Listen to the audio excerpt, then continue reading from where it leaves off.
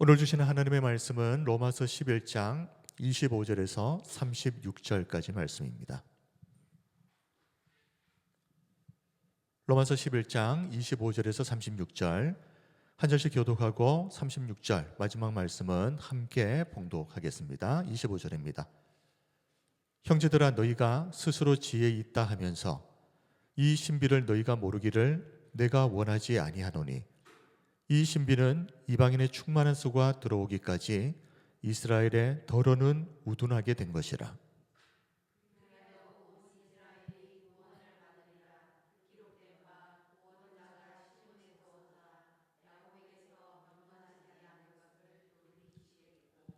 내가 그들의 죄를 없이 할 때에 그들에게 이루어질 내 언약이 이것이라 함과 같으니라.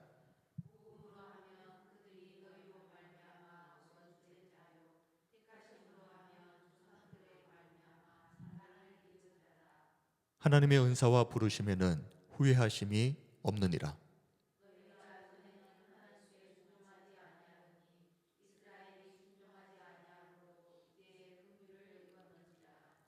이와 같이 이 사람들이 순종하지 아니하니 이는 너희에게 베푸시는 긍휼로 이제 그들도 긍휼을 얻게 하려 하심이라.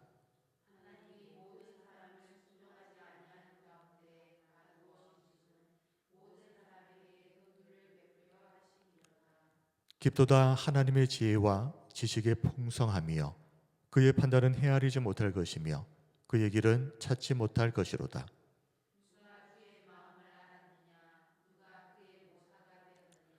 누가 주께 먼저 드려서 갚으심을 받겠느냐? 이는 만물이 주에게서 나오고 주로 말미암고 주에게로 돌아감이라. 그에게 영광이 세세에 있을지어다. 아멘. 오늘은 깊도다 하나님의 지혜와 지식의 부요함이여 라는 제목으로 로마서 강의 28번째 시간을 시작합니다. 지난 시간에는 로마 교회 성도들 중 유대인들이 아니라 이방인 출신 그리스도인들에게 주신 말씀, 특별히 이 이방인 출신 그리스도인들이 결코 교만해서는 안 되는 이유에 대해서 살펴보았습니다. 이방인 출신 그리스도인들은 이렇게 생각했습니다.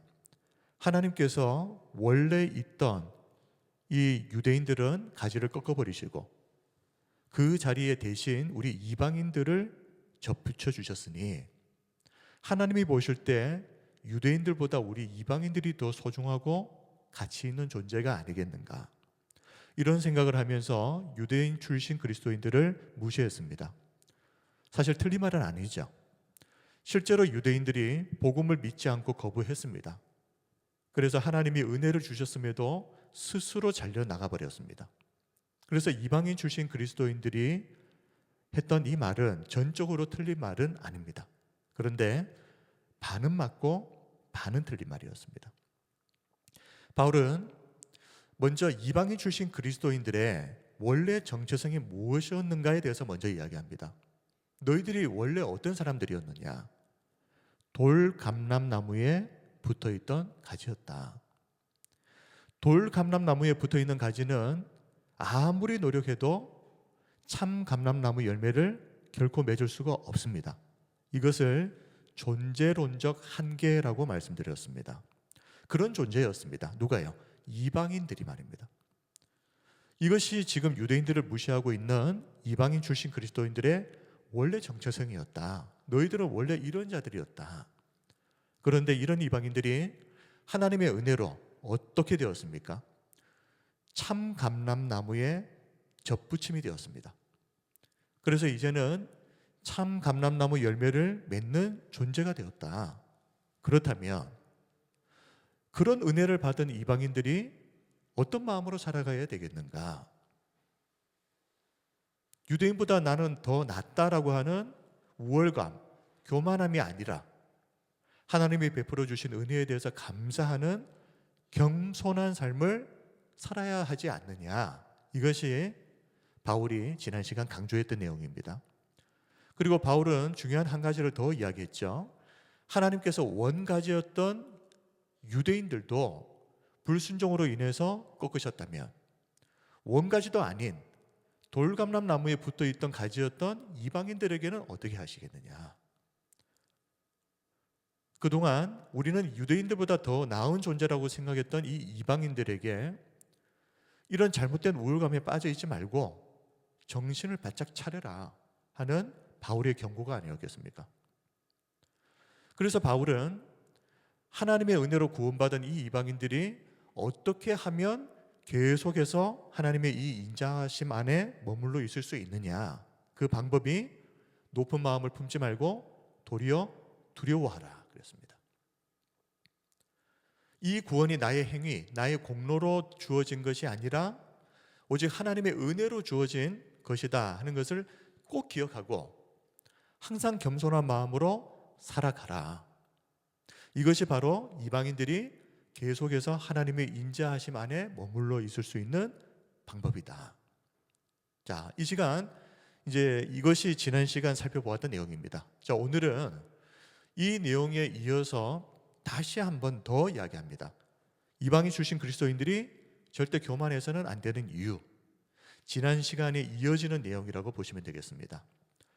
바울은 이방인 출신 그리스도인들이 결코 스스로 똑똑하다 이렇게 생각하고 교만해지는 이런 일이 없도록 하기 위해서 한 놀라운 신비에 대해서 이야기합니다. 너희들이 이 신비를 꼭 알았으면 좋겠다. 그런데 이 신비에 대해서 이야기하는 이유가 뭐라고요?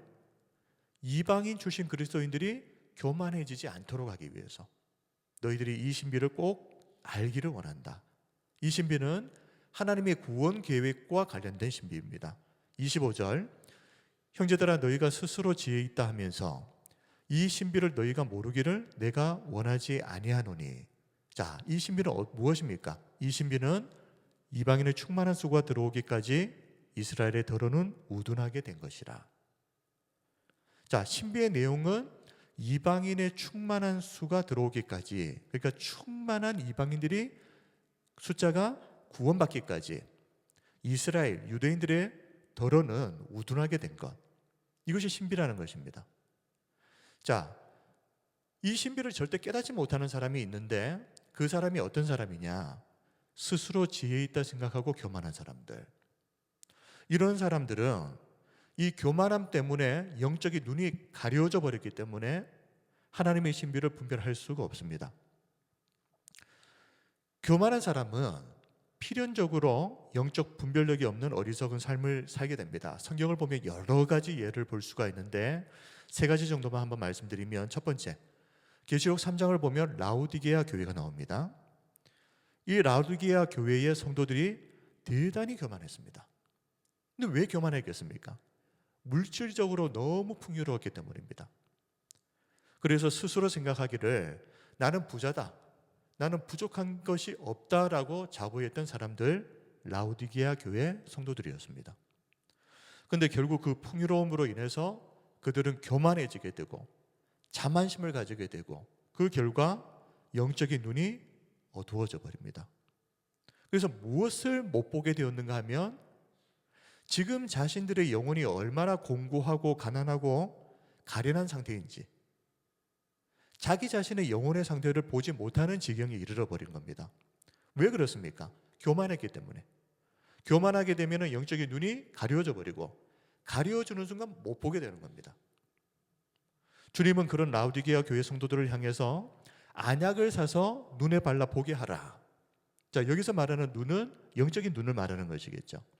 근데 안약을 말씀하신 이유는 라우디게아 교회가 라우디게아 지역이 부유하게 되었던 이유 중 하나가 이 안약 만드는 기술이 아주 특별했습니다. 그래서 안약을 팔아서 굉장히 많은 돈을 벌었던 겁니다. 그런데 그 안약을 통해서 육신의 눈은 밝았는지 모르겠지만 정작 돈이 많아서 교만해지다 보니 영적인 눈은 멀어버린 거예요. 이 역설적인 상황에 대해서 이야기하면서 육신의 눈만 밝을 것이 아니라 너희들 영적인 눈을 밝게 할 안약을 사서 너희 눈을 다시 보게 해라. 스스로 다 안다고 생각하는 이 영적 교만이 라우디게아 교회 성도들로 하여금 보아야 할 것을 보지 못하게 만들었기 때문입니다. 자, 유다의 우시아 왕도 나라가 강성해지고 힘이 생기게 되니까 교만해져 버렸습니다. 교만해지니까 어떤 일을 벌이는가 하면 하나님이 정하신 성소의 질서가 있습니다. 정하신 원칙이 있는데 자신이 왕이라고 마음대로 하나님의 성소에 직접 분향을 하려고 했습니다. 이것은 제사장들만이 할 수 있는 일입니다. 그래서 제사장들이 만류를 했죠. 근데 안 듣습니다. 이미 우시아 왕은 제사장들이 그렇게 만류를 해도 그 말이 들리지 않을 만큼 영적인 귀와 눈이 어두워져 버린 상태였던 겁니다. 결국 이 일로 하나님의 징계를 받아서 우시아 왕의 이마에 나병이 생겨버리고 그때로부터 죽는 날까지 이 우시아는 별궁에 격리되게 됩니다. 이것이 어리석은 자의 결말입니다. 교만한 자의 결말입니다. 교만하면 어떻게 됩니까? 영적으로 눈이 어두워져 버리게 되고, 어두워지게 되면 자신이 지금 무슨 짓을 하고 있는지를 못 보게 된다는 겁니다. 자, 그런데 지금 로마 교회의 이방인 출신 그리스도인들이 바로 이런 상태다 말이에요. 이 교만 때문에 영적인 눈이 어두워져서 무엇을요? 하나님의 이 놀라운 구원 계획에 관한 신비를 깨닫지를 못하고 있다. 이 신비를 제대로 깨달았더라면 이방인 출신 그리스도인들이 그렇게 교만하게 행동할 수 없었을 것입니다. 그런데 깨닫지 못했기 때문에, 무엇 때문에요? 교만해서 영적인 눈이 어두워져 버려서 깨닫지 못했기 때문에 지금 이런 행동을 하고 있다. 바울이 이 신비에 대해서 말하는 이유는 물론 25장 25절에서 바울이 밝히고 있는 것처럼 이방인의 충만한 수가 하나님께로 돌아오기까지는 이스라엘 유대인들 중에 얼마가 여전히 완악한 상태로 남아 있을 겁니다. 그런데 이방인 출신 그리스도인들은 지금 뭘 못 보고 있는 겁니까? 현재의 상황은 보고 있는데 이게 끝이 아니라는 걸 모르고 있는 겁니다. 26절에서도 말하고 있듯이 하나님의 최종 계획은 하나님께 불순종한 이 유대인들도 결국 하나님께로 다시 돌아와서 구원받는 것이기 때문에, 그래서 26절 27절을 보시면 그리하여 온 이스라엘이 구원을 받으리라. 기록된 바 구원자가 시온에서 오사 야곱에게서 경건하지 않은 것을 돌이키시겠고 내가 그들의 죄를 없이 할 때에 그들에게 이루어질 내 언약이 이것이라 함과 같으니라. 자, 이 말씀은 이사야 59장 20절 21절 말씀을 인용한 것입니다. 자, 이 말씀에 따르면 구원자가 시온에서 나온다. 이 구원자는 예수 그리스도, 시온은 이스라엘을 말하는 것입니다. 예수 그리스도 구원자께서 이스라엘에서 나오신다. 중요한 것은 이 구원자가 이스라엘에 나오셔서 뭘 하시느냐? 이 야곱이라고 되어 있는데 이스라엘 전체를 지칭하는 것입니다. 이 이스라엘에서 경건하지 못한 것들, 죄와 완악함들을 이 구원자가 다 제거하는 때가 온다는 것입니다. 과거로부터 지금까지 복음을 거부하고 완악하게 행했던 유대인들이지만 그들 가운데 하나님께서 구원자를 보내셔서 예수님을 보내셔서 그들 가운데 있는 모든 경건하지 못한 것, 죄악, 완악함을 제거하신다. 이 말은 무슨 말이겠습니까? 그들을 구원하신다는 것입니다. 유대인들을. 이것은 다시 말하면 이스라엘을 향한 하나님의 약속이 폐기된 것이 아니다 하는 것을 보여주는 것이죠. 이방인 출신 그리스도인들이 보았을 때는 분명 하나님이 유대인들을 버리신 것이 분명하다, 그렇게 생각을 했기 때문에 유대인들을 무시했죠. 심지어 유대인 출신 그리스도인들까지도. 그런데 그것이 아니다 하는 것을 지금 바울이 밝히고 있는 겁니다. 다시 말하면 현재 유대인들의 상태는 형편없지. 그러나 그게 끝이 아니다. 하나님의 때가 되면 이들도 구원을 받게 된다. 그러므로 너희들이 함부로 그렇게 무시하면 안 된다. 바울이 왜 이런 하나님의 구원 계획을 그렇다면 신비라고 표현을 했을까? 바울이 지금까지 말한 이 내용들은 어떤 내용이라는 것입니까? 사람의 머리로는 상상할 수조차 없는 너무나도 신비로운 하나님의 계획이었기 때문입니다.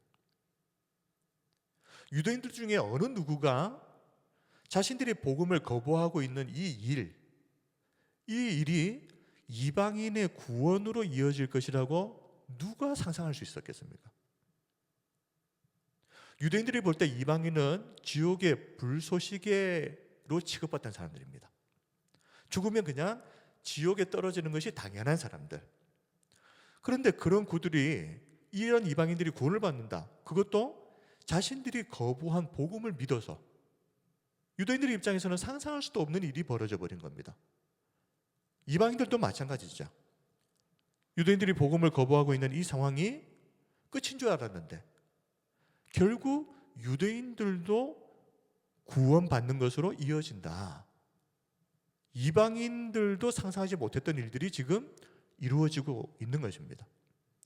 그렇게 사람으로서는 상상할 수 없는 그런 일들이 하나님의 구원 계획 안에서 이루어진 것을 보면서 바울은 이것을 뭐라고요? 신비라고 표현한 겁니다.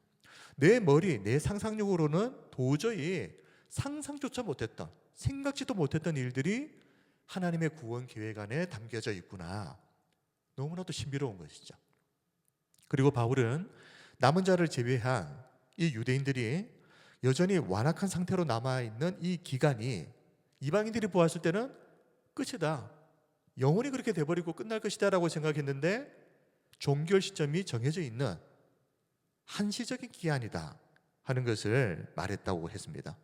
그리고 그 종결 시점이 어디라고요? 이방인들의 충만한 수가 하나님께로 돌아와 구원받는 그때까지. 딱 그때까지만 유대인들이 완악한 상태로 머물러 있다가 그때가 되면 하나님께서 그들을 돌이키게 하셔서 구원받게 하신다. 이것이 바울이 깨달은 하나님의 구원 계획의 신비입니다. 자, 그리고 26절에서 바울은 온 이스라엘이 장차 구원받게 될 것에 대해서 시제를 미래 수동태로 사용하고 있습니다. 잘 아시겠지만 수동태가 무엇입니까? 내가 하는 것이 아니라 되어지는 것입니다. 그래서 이스라엘이 뭔가를 잘해서 미래에 구원받게 된다. 스스로 구원을 이룬다는 것이 아니다. 수동태. 이것은 하나님의 은혜로 되어지는 것이다. 그래서 이스라엘이 장차 구원을 받게 되겠지만 그럼에도 불구하고 이스라엘도 유대인들도 결코 교만해져서는 안 되는 이유. 자신들이 스스로 구원을 이루는 것이 아니라 하나님의 은혜로 그렇게 되어지는 것이기 때문에 그렇습니다. 그러니 내가 한 게 없으니 교만해질 이유도 없는 겁니다. 즉 하나님의 구원 계획의 신비는 정리를 하면 유대인들의 불순종을 통해서 생각지도 못한 이방인들이 구원을 받게 되고 그리고 생각지도 못한 이 이방인들의 구원으로 인해서 또 그걸 또 유대인들이 시기해서 나중에는 유대인들도 구원받게 되는 자, 이 상황을 보게 되면 이게 어떤 역할입니까? 서로가 상호 보완적인 역할을 지금 서로 하고 있는 겁니다. 유대인들은 이방인의 구원을 결과적으로는 돕고 있고 또 이방인들의 구원 때문에 또 결과적으로는 유대인들의 구원이 도와지고 있는 서로 상호 보완적인 관계. 그러므로 유대인들이 이방인을 멸수할 수가 없다는 겁니다. 그리고 이방인들도 유대인들을 무시할 수가 없는 그런 관계가 되는 것이죠. 왜냐하면 서로가 서로에게 어떻게는 결과적으로는 구원을 도와주고 있는 관계가 되어버리기 때문에 서로가 무시할 수 없게 되는 겁니다. 그러니 이방인들 입장에서는 유대인들이 아니었다면 유대인들이 그렇게 복음 거부하지 않았다면 우리들에게 구원의 기회가 주어지지 않을 것이니까 유대인들에게 어떻게 보면 또 고마워해야 되는 입장이 되어버리고 또 이방인들이 구원받는 것을 보고 시기해서 유대인들이 예수님을 믿게 된다면 또 그것도 결과적으로는 유대인들이 이방인들을 향해서 고마워해야 되는 상황이 되어버리는. 자, 28절은 이스라엘을 바라보는 두 가지 상반된 관점에 대해서 말하고 있습니다. 28절 복음으로 하면 그들이 너희로 말미암아 원수된 자여. 첫 번째 관점입니다. 복음으로 하면 그들이 너희로 말미암아 원수된 자여. 자, 두 번째 관점 택하심으로 하면 조상들로 말미암아 사랑을 입은 자라. 자, 이스라엘을 바라보면서 두 가지 관점을 이야기합니다.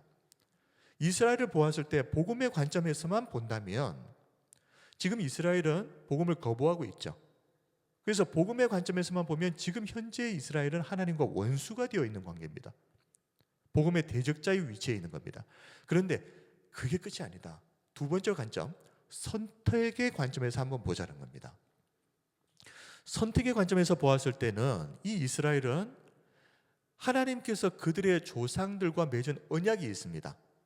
그래서 여전히 그 언약 때문에 현재 지금 이스라엘이 보이고 있는 모습과는 상관없이 언약 때문에, 그들의 조상과 맺은 하나님의 언약 때문에 여전히 이스라엘은 하나님의 사랑을 입은 자다.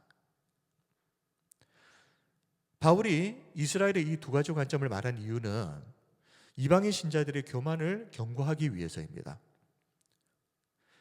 유대인들이 복음을 거부했으니 더 이상 소망이 없다, 그들은 끝났다라고 이방인들이 함부로 판단하지 마라 하는 것입니다. 이방인들이 그렇게 생각하는 이유는 한 가지 관점에서만 보고 있기 때문이죠. 복음의 관점에서만 보고 있기 때문입니다. 현재 복음의 관점으로 보았을 때는 유대인들은 복음을 거부하는 자들이니까 소망이 없고 다 끝난 것이겠지. 그런데 그 관점만 있는 게 아니다. 선택의 관점이 있다. 선택의 관점에서 보면 이스라엘은 여전히 지금도 하나님께서 그들의 조상과 맺은 언약이 있기 때문에 그 언약의 근거에서 하나님의 사랑을 여전히 입은 자다. 그래서 바울은 유대인들을 멸시하지 말라, 무시하지 마라. 누구에게요? 이방인 출신 그리스도인들에게 당부하고 있는 겁니다. 바울이 이렇게 확신에 차서 말할 수 있는 이유가 무엇이겠습니까? 왜냐하면 지금 선택의 관점이라고 하는 것은 현재는 지금 보이지 않는 관점입니다. 오히려 지금 눈에 보이고 있는 것은 복음의 관점이죠. 복음을 대적하고 있는 그 모습. 그런데 왜 아직도 일어나지도 않은, 언제가 될지도 모를 먼 미래에 일어날 일을 바울은 왜 이렇게 확신에 차서 말하고 있는 것일까? 바울이 믿는 하나님은 신실하신 하나님이시기 때문입니다. 29절을 한번 보십시오. 하나님의 은사와 부르심에는 후회하심이 없느니라. 바울은 이렇게 말합니다. 하나님은 어떤 하나님이시냐? 부르신 후에 절대 물으시는 법이 없는 신실하신 하나님. 불러놓고 내가 실수했네? 물러버리는, 취소해버리는 그런 하나님이 아니라 약속하신 것을 절대 어기지 않으시는, 취소하지 않으시는 신실하신 하나님. 자, 신실하다는 것은 절대 변하지 않는 한결같음, 이렇게 표현할 수 있습니다. 히브리어로 네에만, 또 에무나라고도 하는데요, 이 말은 아만이라고 하는 어근에서 파생한 단어입니다. 우리가 기도 끝에 아멘 하지 않습니까? 똑같은 겁니다. 헬라어로는 피스토스, 믿을만하다, 신뢰할 수 있다, 이것이 신실하다입니다. 즉 하나님은 신실하신 하나님인데, 하나님이 신실하시기 때문에 어떻게 하신다는 겁니까? 외부적인 어떤 이유 때문에 약속하신 것을 절대 취소하거나 변경하시는 분이 아니다. 그래서 이스라엘을 선택하시고 부르신 하나님은 신실하신 하나님이시기 때문에 결코 그 부르심을 취소하지 않으신다 하는 겁니다. 바울이 아직 일어나지도 않은, 눈에 보이지도 않는, 그것도 언제 이루어질지도 알 수 없는 먼 미래의 일을 가지고도 이렇게 확신에 차서 말할 수 있었던 것은 바울이 믿는 하나님은 신실하신 하나님이셨기 때문입니다. 자, 그럼에도 표면만 바라보죠, 사람들은. 사람의 눈은 항상 지금 현재의 일만 바라보고 표면적인 것만 바라봅니다. 그러다 보니 마치 하나님께서 선택하셨다고 했는데 그런 선택한 민족 이스라엘을 버리신 것처럼 보이는 겁니다. 표면만 보니까, 현재만 보니까. 그런데 오히려 하나님은 어떻게 하십니까? 표면적으로는 그렇게 보이는 현재의 상황을 통해서 이방인들이 구원을 받는 생각지도 못한 방편으로 사용하시더라. 30절 31절입니다. 너희가 전에는 하나님께 순종하지 아니하더니, 자, 여기서 너희는 이방인들을 말합니다. 좀 구분을 하시고, 이방인, 너희가 전에는 하나님께 순종하지 아니하더니 이스라엘이 순종하지 아니함으로 이제 긍휼을 입었는지라. 이와 같이 이 사람들이 순종하지 아니하나니 이는 너희에게 베푸시는 긍휼로 이제 그들도, 여기서 그들은 유대인을 말하는 겁니다. 이제 그들도, 유대인들도 긍휼을 얻게 하려 하심이라. 자, 이방인들은 그렇죠. 원래부터 이들은 하나님을 알지도 못했던 사람들입니다. 그리고 그렇기 때문에 우상을 숭배하고 하나님을 대적했던 삶을 살았던 사람들. 그런데 유대인들은 또 어떻습니까? 근데 유대인들이 복음을 거부하게 되면서 하나님을 알지도 못했던, 복음이 무엇인지 알지도 못했던 이 이방인들에게 그 복음이 흘러가서 유대인들보다 이방인들이 먼저 하나님의 긍휼을 입게 되었습니다. 그런데 하나님은 신실하신 분이시기 때문에 이제는 이방인에서 누구에게로요? 유대인들에게로. 유대인들이 이런 이방인의 구원을 보면서 시기심을 느끼게 되면서 결국 유대인들도 구원을 받게 하시는, 다시 하나님께로 돌아오게 하는, 이것이 약속하신 것은 반드시 지키시고 성취하시는 하나님의 신실하심이라고 30절 31절에서 그 내용을 지금 설명하고 있는 겁니다. 바울은 32절에서 앞서 나눴던 모든 논의들을 단 한 문장으로 요약하고 있습니다. 32절, 하나님이 모든 사람을 순종하지 아니하는 가운데 가두어 두심은 모든 사람에게 긍휼을 베풀려 하심이로다.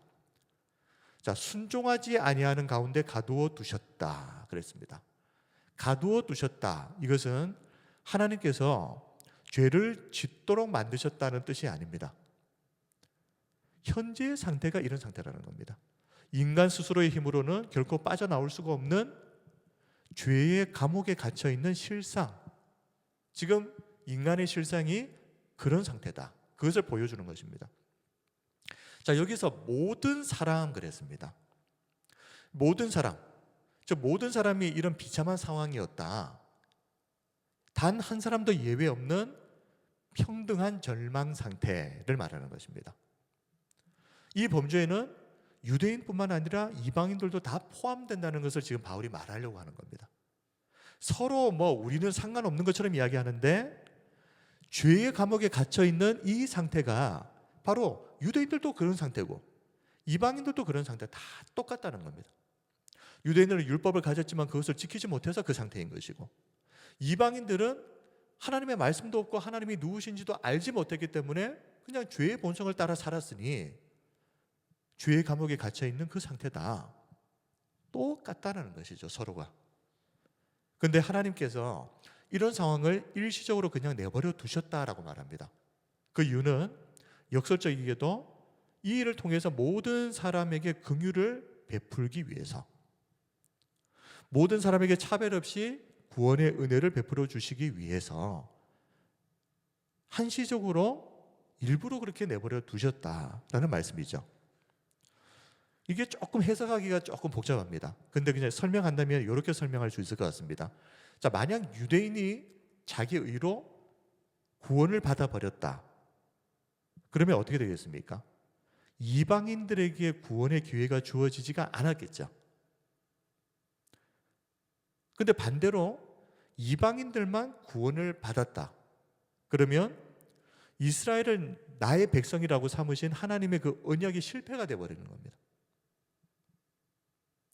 하지만 하나님은 유대인이든 이방인이든 상관없이 모든 사람을 불순종의 상태에 딱 두시면서 그 누구도 자기 공로를 자랑하지 못하게 하시고 오직 하나님의 은혜로만 구원받을 수 있다는 것을 알게 하심으로 모든 사람에게, 유대인이든 이방인이든 차별 없이 모든 사람에게 하나님께서 긍휼을 베풀려고 하신 것이다. 바울은 이렇게 설명하고 있습니다.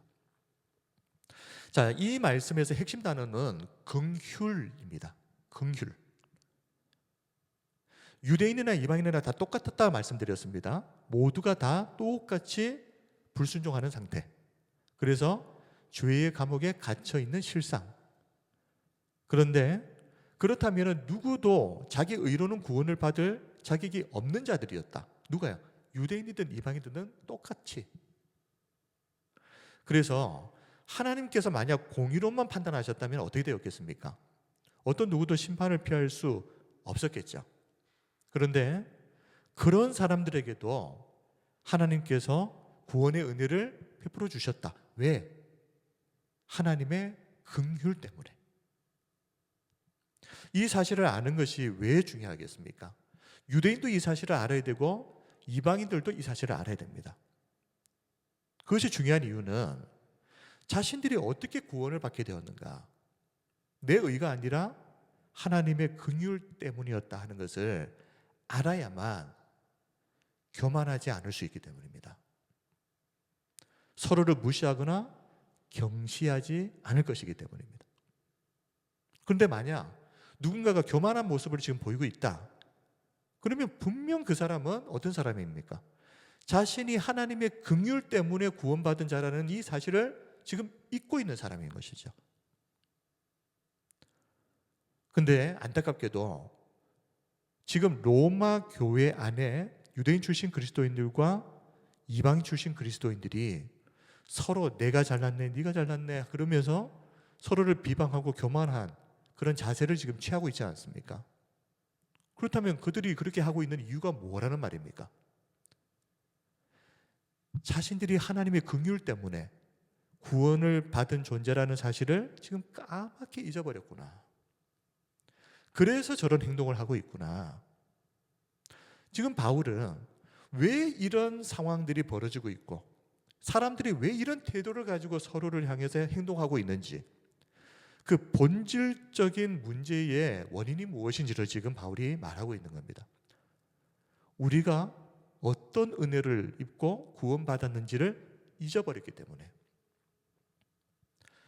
지금까지 하나님의 구원 계획에 대해서 살펴보았는데 이렇게 내용을 쭉 보시면 이런 생각이 드시지 않습니까? 하나님의 구원 계획이 참으로 놀랍다. 그래서 바울은 이렇게 경탄합니다. 33절부터 36절을 같이 읽겠습니다. 시작. 깊도다 하나님의 지혜와 지식의 풍성하며 그의 판단은 헤아리지 못할 것이며 그의 길은 찾지 못할 것이로다. 누가 주의 마음을 알았느냐? 누가 그의 모사가 되었느냐? 누가 주께 먼저 드려서 갚으심을 받겠느냐? 이는 만물이 주에게서 나오고 주로 말미암고 주에게로 돌아갑니다. 그에게 영광이 세세해 있을지어다. 아멘. 33절에서 36절의 이 말씀은 사도 바울이 지금 로마서를 통해서 1장부터 11장까지 장엄한 구원의 교리에 대해서 이야기하고 그것을 마무리하면서 지금 탄성을 터뜨리고 있는 겁니다. 너무나도 놀랍다는 것입니다. 하나님의 그 구원 계획이, 그 신비가 너무나도 놀랍다. 그래서 하나님을 향해서 성령을 올려드리고 경탄을 하고 있는 겁니다. 인간의 이성으로는 다 알 수가 없는 이 놀라운 구원의 신비, 깊도다 하나님의 지혜와 지식의 풍성하며, 이처럼 하나님의 구원 계획은 인간이 다 들여다볼 수 없을 정도로 깊습니다. 오히려 우리는 항상 그 표면만 보고 있죠. 그러나 하나님은 우리가 보지 못하는, 우리가 알지 못하는 그 깊은 곳에서 지금도 구원의 역사를 완벽하게 이루어가고 계신다는 그 사실을 깨닫고 바울이 하나님을 향해서 탄성을 터뜨리고 있는 겁니다. 놀랍다, 놀랍다. 그리고 바울은 34절, 35절에서 이사야서, 욥기를 인용해서 세 가지 질문을 던집니다. 34절, 35절, 누가 그럽니다. 누가 주의 마음을 알았느냐? 누가 그의 모사가 되었느냐? 누가 주께 먼저 드려서 갚으심을 받겠느냐? 자, 누가 주의 마음을 알았느냐? 이것은 인간의 지성으로는 하나님의 그 뜻과 깊은 생각, 구원의 경륜을 이해할 수 없는 이 인간 인식의 한계를 말하는 겁니다. 그리고 누가 그의 모사가 되었느냐? 모사는 좋은 자를 말하는 것이죠. 근데 하나님은 좋은 자가 필요 없으시죠. 그런데 한번 생각을 해보십시오. 우리가 기도를 할 때 뭐 그런 분은 없으시겠지만 하나님께 기도를 하면서 하나님께 이렇게 해야 됩니다. 저렇게 해야 됩니다. 그러면서 하나님을 가르치려 할 때가 있지 않습니까? 그러나 하나님은 어떤 분이시라고요? 그런 우리의 조언을 필요로 하지 않으시는 완전하신 하나님이라는 겁니다. 그리고 세 번째로 누가 주께 먼저 드려서 갚으심을 받겠느냐? 인간 공로를 부정하는 것이죠.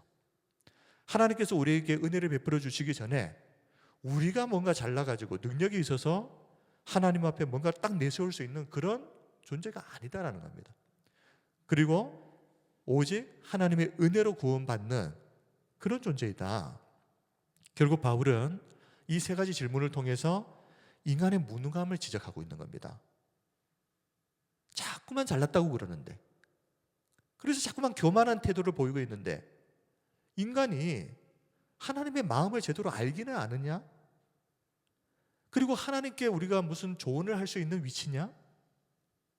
그리고 우리가 뭔가 내 공로를 내세워서 하나님 앞에 내세울 수 있는 그런 자격이 있는 사람이냐? 인간은 이렇게 전적으로 무능한 존재다. 그리고 동시에 이 구원이 오직 하나님으로부터 말미암는 것이다. 이것을 36절에서 말합니다. 우리 36절도 같이 읽겠습니다. 시작. 이는 만물이 주에게서 나오고 주로 말미암고 주에게로 돌아갑니다. 그에게 영광이 세세에 있을지어다. 아멘. 바울은 이 36절 말씀을 통해서 선언합니다. 만물이 주에게서 나오고 모든 것의 시작, 모든 것의 기원이 하나님이시다. 구원을 계획하시고 이스라엘을 선택하시고 그리고 심지어 이방인들에게 구원의 은혜를 베푸시는 이 모든 것이 하나님으로부터 시작된 것이다.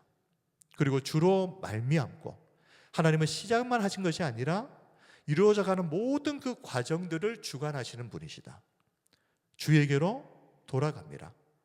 하나님은 시작하시고 그것을 이루어 가시고 그것을 최종적으로 종결짓게 하시는 모든 결과를 가지고 계시는 분이 하나님. 그래서 그 최종 목적은 무엇이겠습니까? 하나님이 하시는 이 모든 일을 통해서 하나님이 영광을 나타내게 하려 하시는 것입니다. 말씀을 정리하겠습니다. 오늘은 깊도다 하나님의 지혜와 지식에 부요하며 이 제목으로 하나님의 놀라운 구원의 경륜에 대해서 살펴보았습니다. 바울은 사람의 머리로는 절대 이해할 수 없는 놀라운 하나님의 구원 계획에 대해서 경탄하면서 이렇게 하나님의 긍휼하심을 입어 구원받게 된 우리가 어떤 경우에도 우리는 교만해져서는 안 되는 사람들이다 하는 것을 지금 강조하고 있는 겁니다. 우리가 뭘 그렇게 내세울 게 있어서 그렇게 교만한 모습을 보이고 있느냐? 우리가 뭘 아느냐? 우리가 뭘 잘한 게 있느냐? 하나님 앞에 뭘 내세울 게 있느냐? 그러므로 우리는 하나님 앞에서 한순간도 교만할 만한 자격이 없는 사람들이다. 오늘 주시는 이 말씀을 통해서 우리가 하나님이 하시는 일들을 보면서 지금 현재 내 눈에 보이는 것 그리고 표면적인 것만 보면서 함부로 우리가 하나님의 그 신실하심을 의심했다면 이 부분에 대해서 오늘 이 저녁 이 시간에 회개하시길 바랍니다. 그리고 어떤 경우에도 약속하신 것을 반드시 이루시는 하나님의 그 신실하심을 더욱 믿고 의지하는 이 은혜가 있으시기를 바랍니다. 36절 이는 만물이 주에게서 나오고 주로 말미암고 주에게로 돌아갑니다. 그에게 영광이 세세에 있을지어다. 아멘. 한번 따라하겠습니다. 그에게 영광이 세세에 있을지어다. 아멘. 아멘. 모든 것의 시작 그리고 그 모든 과정을 완벽하게 주관하시고 결국 하나님의 선하신 뜻을 영광 가운데 이루실 그 하나님께 우리가 믿음으로 영광과 찬양을 올려드리는 어떤 상황 속에서도 말입니다. 어떤 상황 속에서도 신실하신 하나님을 끝까지 믿고 그 하나님을 향해서 고난 중에도 영광과 찬양을 올려드리는 저와 우리 모든 성도님들의 삶이 되시기를 주님의 이름으로 축원합니다. 이제 우리 함께 기도하겠습니다. 이제 기도할 때 하나님, 우리는 당장 눈에 보이는 것만을 가지고 모든 것을 판단하려고 하는 그런 어리석은 자들입니다. 이 시간 하나님 우리에게 은혜를 베풀어 주셔서 우리의 영의 눈이 열려서 하나님의 깊은 것을 볼 수 있는 은혜를 주옵소서. 그리고 그 모든 것, 하나님이 하시는 일 모든 것들을 내가 이해하지 못한다고 할지라도 하나님은 신실하시다. 하나님이 내 인생 가운데 이루어가고 계시는 모든 것들은 선하고 놀라운 하나님의 놀라운 은혜의 계획을 향해서 지금도 가고 있다는 것을 우리가 믿고, 고난 중에도 하나님의 신실하심을 믿고 하나님을 찬양하고 하나님을 향해서 영광을 올려드리는 그런 믿음의 삶을 살 수 있도록 하나님 우리에게 은혜를 베풀어 주옵소서. 그리고 우리 교회를 위해서 기도하겠습니다. 하나님 기뻐하시는 교회, 하나님의 마음을 기쁘시게 하는 교회, 하나님의 영광과 자랑과 기쁨이 되는 교회, 그런 교회 될 수 있도록, 그리고 우리 한 사람 한 사람이 시간이 지날수록 어린아이의 때를 벗어버리고 예수 그리스도를 더 닮아가는 성숙한 그리스도인들로 세워져 가고 성장할 수 있도록, 그리고 개인의 기도 제목 가지고 이 시간 하나님께 함께 기도하겠습니다. 은혜와 사랑이 풍성하신 우리 하나님 아버지,